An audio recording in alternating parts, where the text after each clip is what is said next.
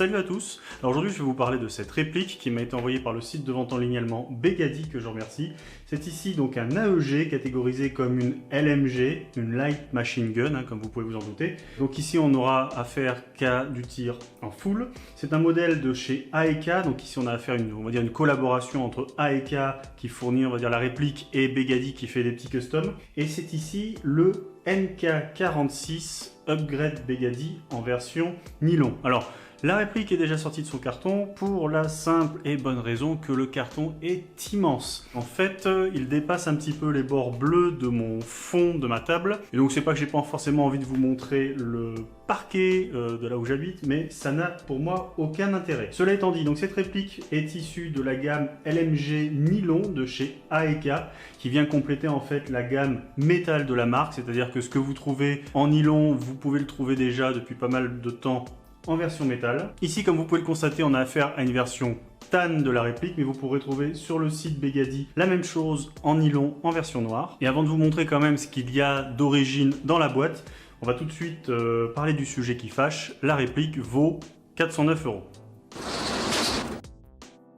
Alors une fois que l'on a ouvert cette immense boîte en carton, donc on découvre ici répliques et accessoires bien protégés dans de la mousse prédécoupée. Donc on retrouve un battle grip ici type Knight Armament. On a le petit outil qui vous permet ici de régler les sights. La tigette de débourrage se trouve là et enfin on a l'ammo box à utiliser avec cette réplique. Et bien évidemment on retrouve le MK46 de chez AEK en version nylon et en version couleur tan. Et du coup, à force de parler de version nylon et de version métal, qu'est-ce qui est en nylon sur cette version? Donc, alors, sans forcément rentrer dans les détails et être complet, la crosse, c'est du plastique, plastique nylon, alors pas le de butt plate et pas le système, l'arceau pour l'épaule, le grip, le receiver, le Repicatinny du dessus étonnamment, sight avant, sight arrière, le capot, le levier d'armement ici, et donc bon, le sight avant et tout ce bloc là sont en nylon. En métal on retrouve le flash hider, la hauteur barrel, le système d'attache et le bipied. L'attache de l'ammo box peut être heureusement la queue de détente, le tube de crosse et donc ce butt plate avec le système d'attache, tout ça c'est en métal. Voilà, donc on va passer maintenant à la partie technique rapidement de cette AEK MK46 au niveau des specs. Donc je vais m'appesantir sur deux specs bien particulières. La première, ce qu'il faut savoir, c'est que vu que c'est une version allemande, ici on a un ressort qui sort, enfin une réplique qui sort une puissance inférieure à 0,5 joules. C'est la réglementation allemande. Libre à vous, si jamais vous en achetez une, de faire le changement selon et de mettre la puissance qui vous conviendra selon le pays où vous vous trouvez. La deuxième chose qu'il faut savoir, c'est qu'ici, voilà, on a une version nylon.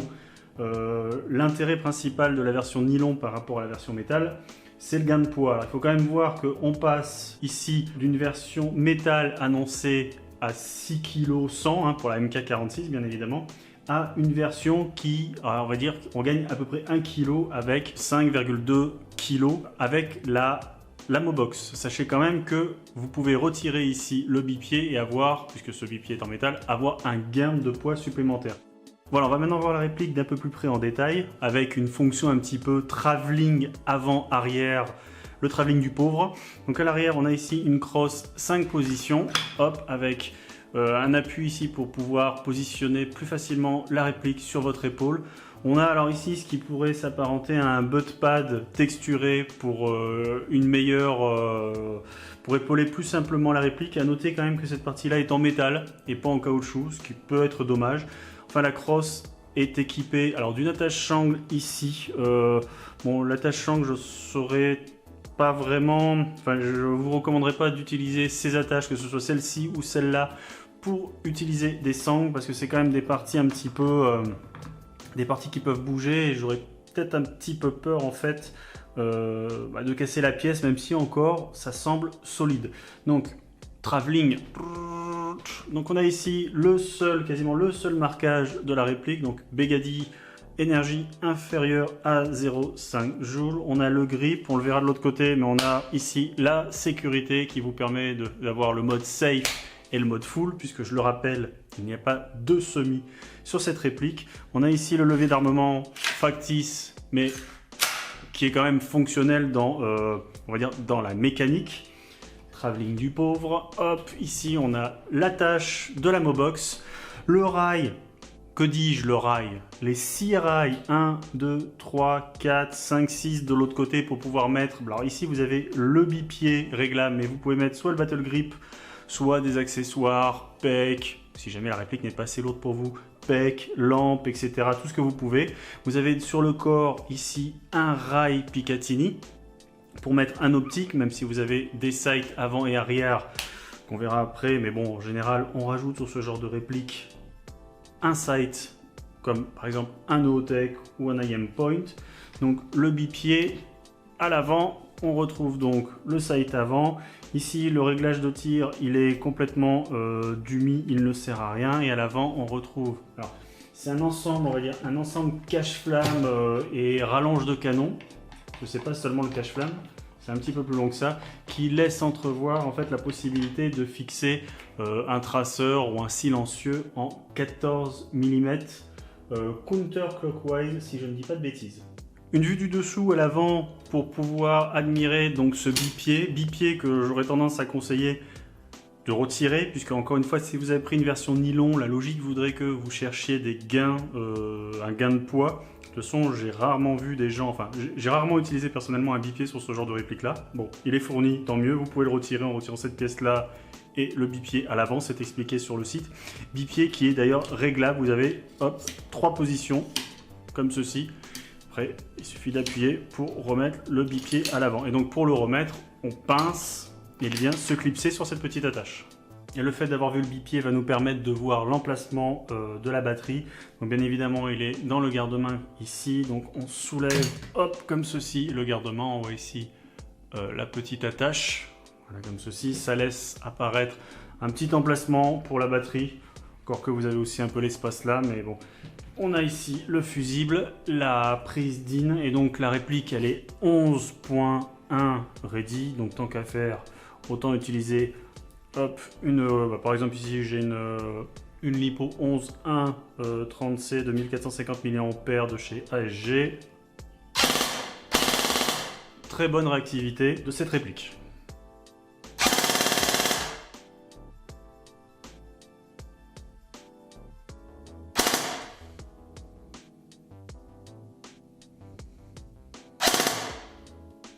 Et concernant l'autre côté, donc pas grand chose à rajouter si ce n'est la présence ici du puits de chargement avec sa petite trappe.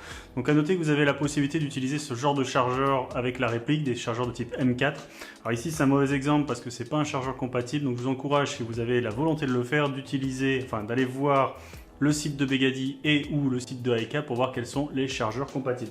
Mais bon, ici, vous avez bien évidemment une Amobox de fourni, Amobox qu'on verra un peu plus en détail dans la suite, mais on peut déjà voir comment on l'insère. Donc vous avez un sens, tout ce qu'il y a de plus simple. On vient ici l'insérer et la clipser. Voilà, le doute n'est pas permis.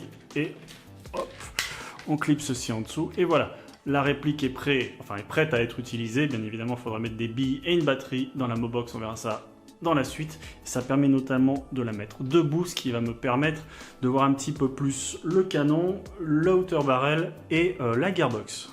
Et on va commencer ici avec la gearbox en ouvrant le capot, en pressant les 2 petits boutons ici. Et là c'est magique. Et voilà, ça s'ouvre tout seul. Donc, on a ici la possibilité, tant qu'on est là, de mettre des bandes de cartouches, enfin des bandes de munitions neutralisées ou de fausses munitions en plastique, comme ceci. Il suffira après de fermer hop, le capot. Ça permet de rajouter une petite touche de réalisme, les balles n'étant pas fournies avec la réplique. Donc la gearbox se trouve donc ici, sur tout le long de la réplique. Hop, ça veut pas rester en place, c'est pas grave. Et cette gearbox, donc il faut savoir qu'elle était upgradée.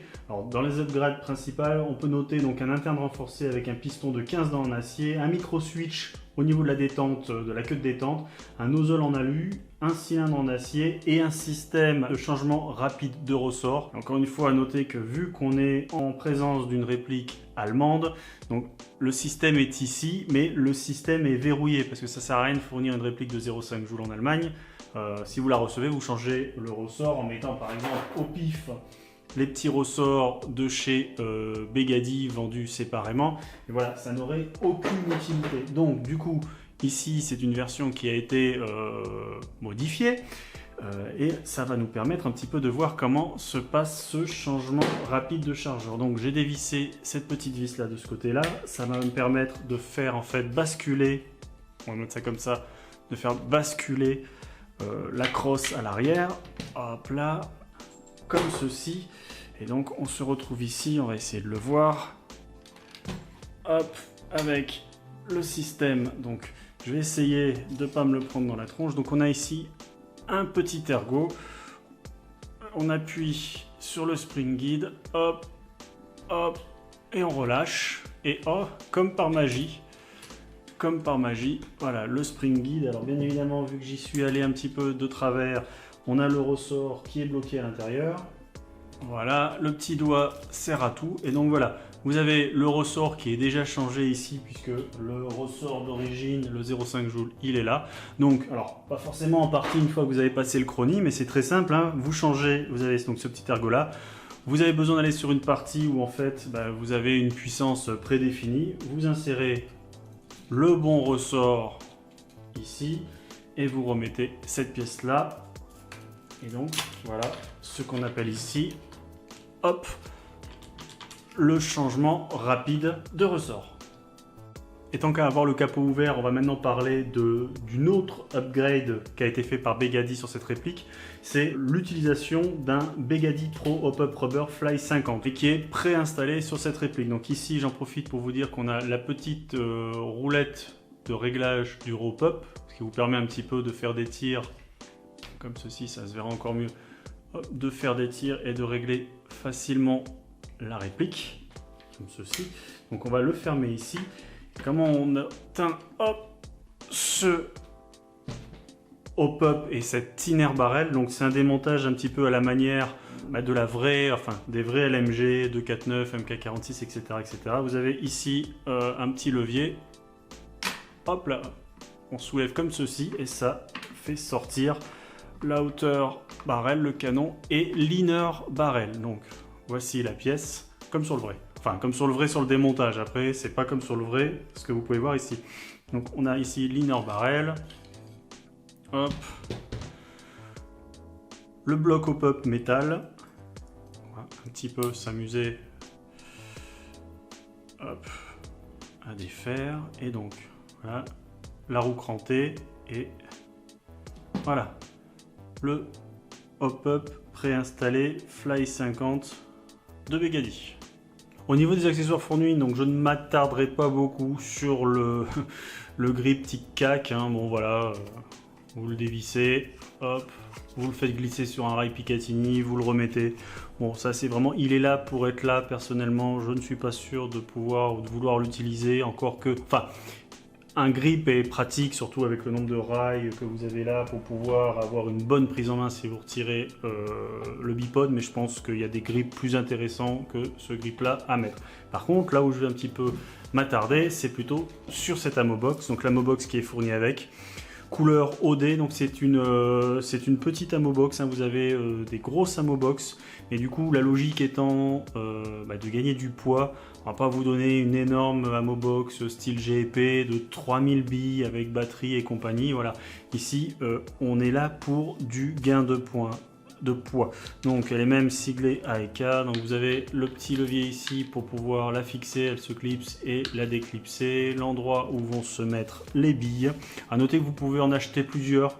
Je sais qu'il y a des personnes par exemple qui font des parties un petit peu, alors c'est pas du reel cap, mais vous pouvez très bien utiliser, elles font 1500 billes, celle-là vous pouvez en acheter 2 ou 3 pour essayer de mettre, selon les règles en vigueur, 300, 400 billes ou voire moins, et donc du coup vous avez un vrai rechargement. Bon, il n'y a pas beaucoup de lieux où on fait ça, mais ça a le mérite d'exister, donc vous pouvez acheter l'ammo-box seul. Donc on l'ouvre ici, ce qui laisse apparaître, alors c'est déjà ouvert, justement ça tombe bien, ici ça se voit, voilà, l'emplacement, hop, pour mettre les billes, les 1500 billes, les fonctions, alors auto ça va charger, hop, on va le mieux voir comme ça, auto ça va charger en continu, off, ça l'éteint, sound control, quand vous tirez, ça va recharger. Et donc ici, alors, ici, un gros sujet de discussion avec certaines personnes ici. Donc vous avez ici un système avec une prise JST, donc vous avez l'obligation, on va dire, de mettre ce genre de petite batterie 7.4, ici c'est une 7.4 300 mAh, donc JST. Il faut les trouver, j'en avais pas, on en a fourni une, voilà, ça vous permet notamment de voir que ça fonctionne bien, on a l'emplacement et tout. Alors pourquoi je disais un gros sujet de discussion, pour avoir eu quelques répliques de ce type là en fait, j'ai toujours eu l'habitude d'avoir des Amobox avec des piles 9 volts, alors ça c'est très bien, hein, je dis pas le contraire, enfin c'est très bien, ça semble très bien. Le seul truc c'est que soit il faut s'amuser à recharger tout le temps la batterie, soit il faut avoir deux batteries, soit faut pas avoir trop, je sais pas quelle est l'autonomie de ce genre de batterie, mais j'aurais aimé plutôt un système de pile 9 volts parce que j'ai passé des années avec une pile 9 volts dans la Mobox et une pile 9 volts dans un sac banane ou dans un sac à côté. Quand la batterie est naze, je change de pile. Là, si vous avez une seule batterie comme ça, bon voilà, on m'a dit achète deux batteries, effectivement, pourquoi pas, mais c'est plus simple et c'est peut-être moins cher d'acheter deux piles de 9 volts que d'acheter deux batteries comme ça qu'il faut en plus penser à recharger. La batterie de la pile de 9 volts, elle est naze, vous la changez.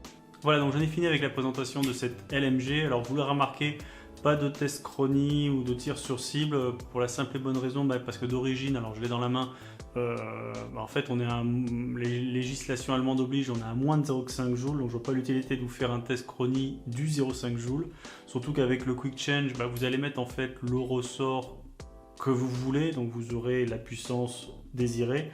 Pour le Aeropop, il faudra peut-être effectivement que j'utilise certains des ressorts qui m'ont été fournis par Begady pour voir un petit peu ce que ça donne en termes de portée, précision.